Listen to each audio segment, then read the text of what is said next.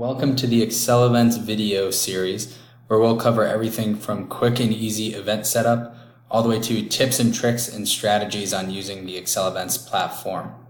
So to start, we will show you how to quickly set up your event. If you've gone to any of our Get Started buttons on our website, you'll be brought to a page like this where you will first select the different modules that you'd like to use. So as you know, Accelevents offers everything from event ticketing all the way to fundraising tools like silent auctions, raffles, fund to need campaigns, and even online giving and text to give. So to start here for this example, we'll select two options, event ticketing and silent auction. Once we click the next button, we will add in some of the details of our event. So maybe we'll put in our event name. I'll call this one Zach's test event.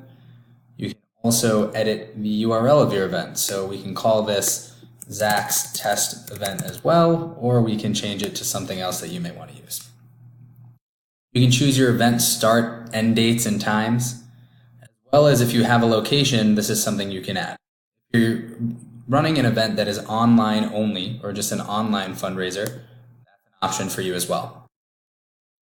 For now, I will put Fenway Park as our option as we are from Boston.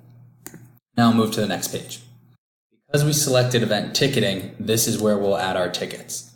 You'll see we have a few options here: paid tickets, free tickets, or just simple donations, basically allowing somebody to donate when they buy their ticket.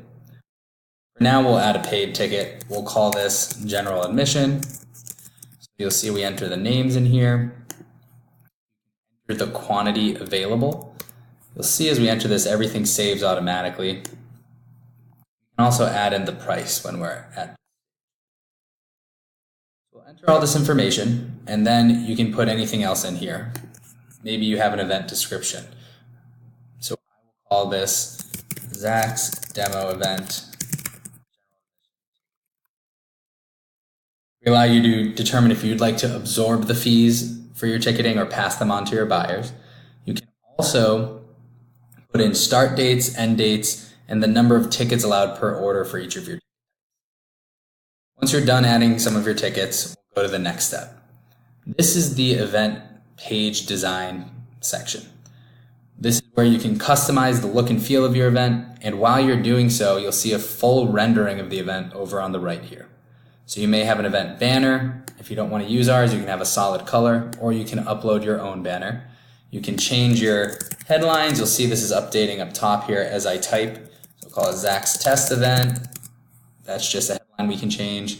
We also have different descriptions we can edit, as well as some branding. So the color of your text, the color of your background, we can change all of that on the fly if you'd like.